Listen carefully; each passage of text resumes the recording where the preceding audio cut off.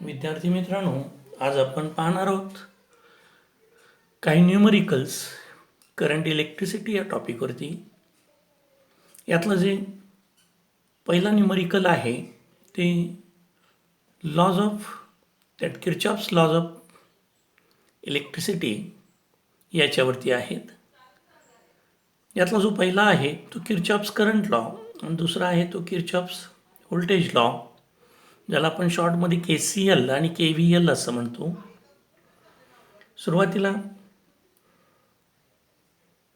हे जे नेटवर्क आपण दाखवलेलं आहे किंवा मेश जे दाखवलेलं आहे याच्यामध्ये काय दिसतं बघा, तर AB हा E पॉईंट आहे, हा परत A असं एक क्लोज्ड नेटवर्क आहे ज्याच्यामध्ये सेल E ज्याचा EMF 2 व्होल्ट इतका आहे, ज्याचा इंटरनल रेजिस्टन्स 4 ओहम इतका आहे.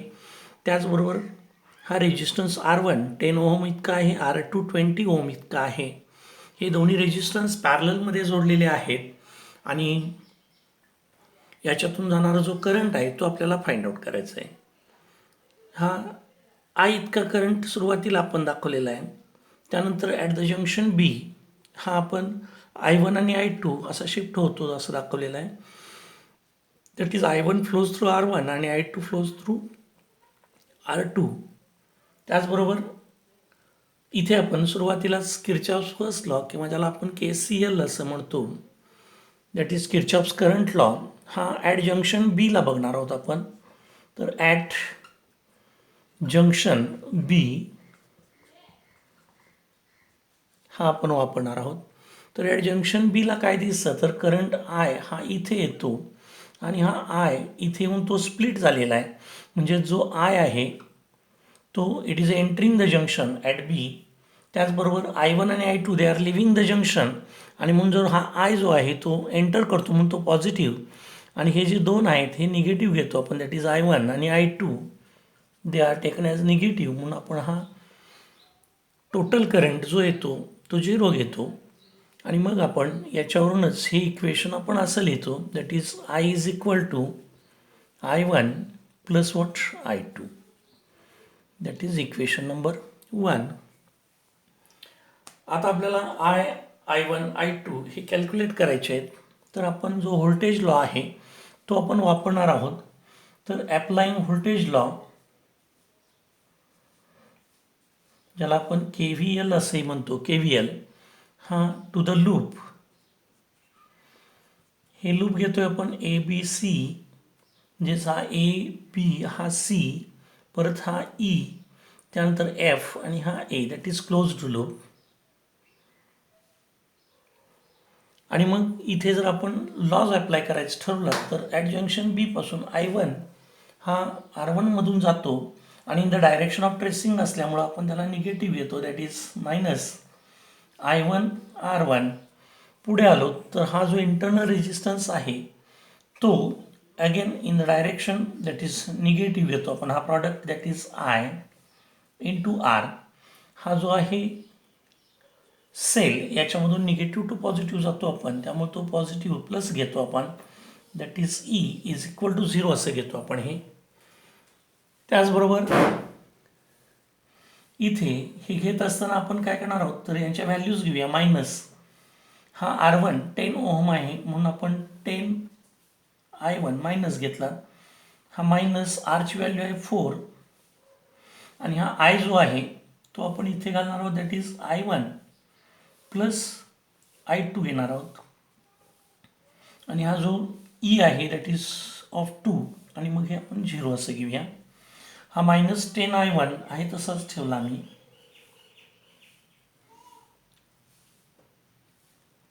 हा मायनस 4 I1 मायनस 4 I2 आणि हा plus 2 that is equal to 0 घेऊया.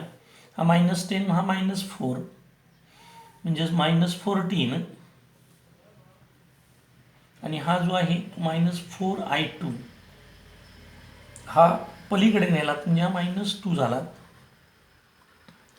त्याचबरोबर आपण याला जर 2ने डिवाइड केला तर काय मिळेल, आणि हा मायनस मायनस सगळीकडे काय करून घेऊया, प्लस करून घेऊया. म्हणजेच हा 7 I1 plus 2I2 is equal to 1 हे एक इक्वेशन आपल्याला मिळेल. याला आपण इक्वेशन नंबर 2 असं म्हणूया. हे पहिलं इक्वेशन आपण वापरलं. हे लूप जे आहे ते ABCEFA या लूपसाठी वापरलं. आता आपण जो वापरणार आहोत ते सेकंड लूपसाठी. आता सेकंड लूप जो कन्सिडर करणार आहे म्हणजेच आपण जो लॉ वापरणार आहोत इथे आपण applying what Kirchhoff's second law KVL हे जे लूप घेणार आहोत ते इथलं घेणार आहोत BCED B असं हे घेणार आहोत. BCED आणि B हे क्लोज्ड लूप घेतलं म्हणजे हे एवढंच क्लोज्ड लूप घेऊया. याच्यामध्ये हा I1 in the direction of tracing आहे त्यामुळे परत एकदा तो मायनस घेणार आहोत. That is minus I1 R1.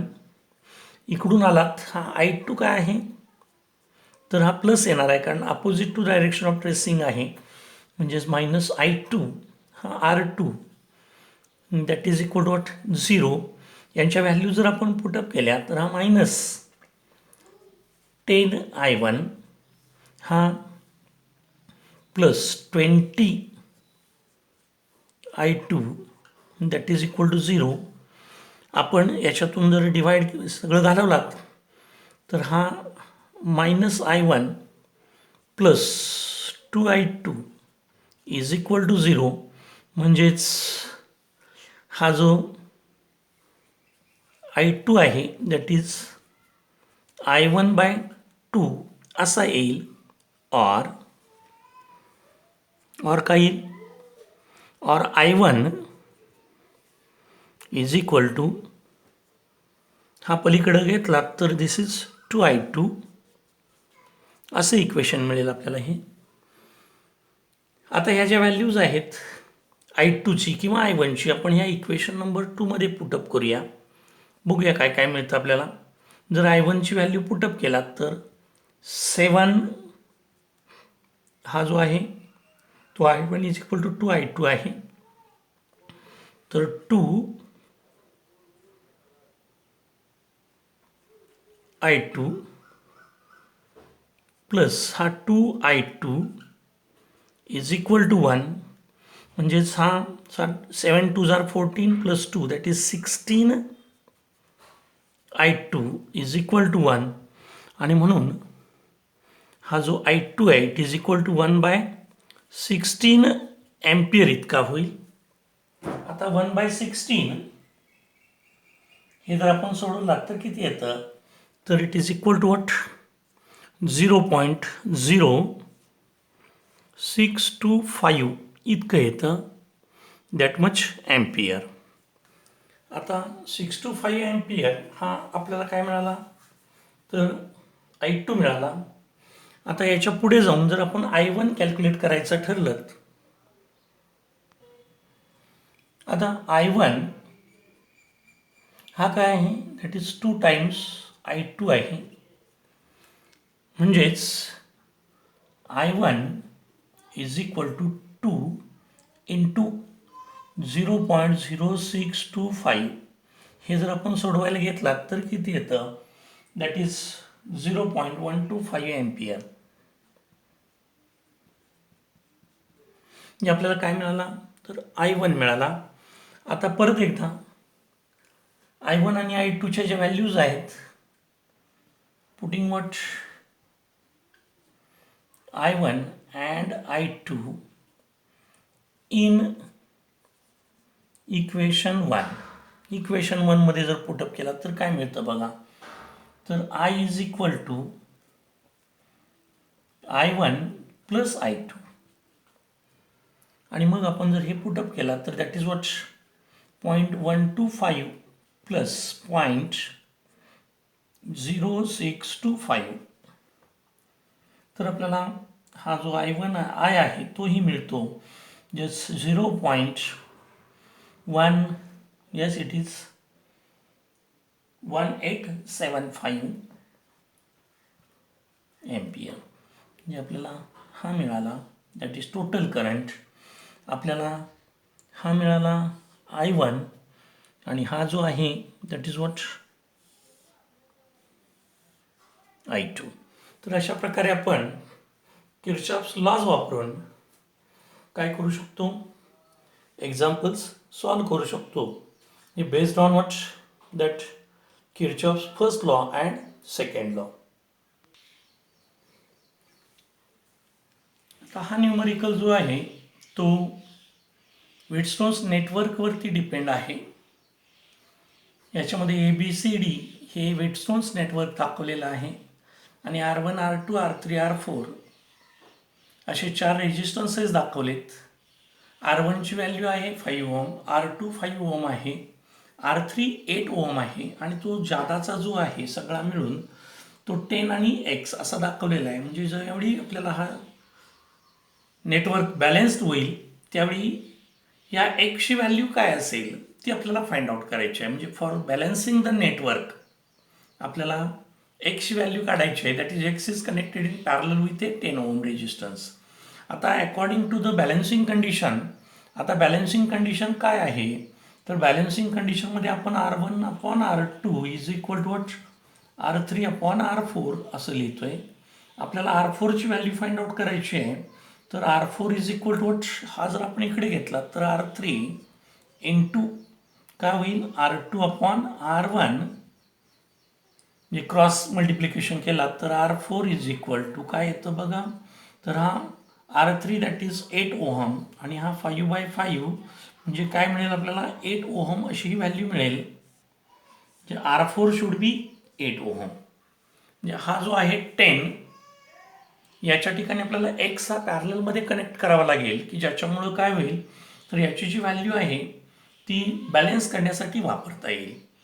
आता याच्यासाठी काय करावं लागेल तर X फाइंड आउट करायचा असेल तर आपल्याला इथे हा 1/R4 इज इक्वल टू हा जो याला आपण जर R म्हटला दॅट इज 10 ओहम, तर हा 1/R प्लस 1 काय घ्यावं लागेल X. म्हणजे आपण इथे law of resistance in parallel combination असा हा वापरावा लागेल. आता हा आपल्याला X फाइंड आउट करायचा आहे. म्हणजेच हा 1/X इज इक्वल टू हा इकडे घेतला तर 1/R4 मायनस काय होईल हा 1/R होईल. हे जर शॉर्टमध्ये सोडवला तर काय येईल तर R minus R4 divided by R4 multiply by R. आणि मग आपल्याला हा X घ्यावा लागेल that X is equal to what R4 multiply by R divided by R minus R4 आणि मग R4 किती आहे तर 8 आहे इंटू 10 डिवायडेड बाय 10 मायनस 8 आणि म्हणून X बरोबर हा 80 divided by 2 that is how much 40 ohm. म्हणजे अशा प्रकारे आपल्याला अगदी साध्या सोप्या पद्धतीनं हा जो X आहे तो काय करावा लागेल फाइंड आउट करावा लागेल आणि त्याची जी व्हॅल्यू आहे that is equal to how much it is 40. म्हणजेच a 40 ohm resistance must be connected in parallel with a 10 ohm resistance to get what? To get the circuit to be balanced. तर अशा प्रकारे हा जो current इलेक्ट्रिसिटीवरचा दुसऱ्या आर्टिकलवरचा जो problem आहे तो आपल्याला सॉल्व करता येतो. थर्ड न्यूमरिकल आहे पोटेन्शियोमीटरवरती बेस्ड आहे. That is the principle of potentiometer. काय आहे example, a potentiometer wire has a resistance per unit length of 0.1 ohm per metre. If a cell of EMF 1.5 volt balances against a length of 300 centimeter of wire, what is the current in the potentiometer wire? तर याच्यासाठी आपण हा formula that is I, साधा simple formula V/R. आता V इथं आपण L divide केला तर हाच आपण Vच्या ऐवजी E घेतलं, E/L upon R upon L that is equal to E upon L into L/R असा हा सिंपल फॉर्म्युला होईल. आता इथं आपल्याला जो दिलेला आहे that is E is equal to 1.5 volt आहे. Resistance per unit length that is R upon L that is equal to 0.1 ohm per metre आहे. आणि एल जो आहे दॅट इज 300 सेंटीमीटर आहे, म्हणजेच हा 3 मीटर होईल. आणि या जर व्हॅल्यू आपण पुटअप केल्या that is I is equal to E upon L that is 1.5 divided by 3 into what L upon R that is 3 divided by what हा दिलेला आहे L upon R that is 1/0.1. ही व्हॅल्यू आपण घेतली तर हे सोडवलं तर किती मिळेल. Therefore that is I is equal to that is 5 ampere. तर अशा प्रकारे आपल्याला आय हा किती मिळेल 5 एम्पियर.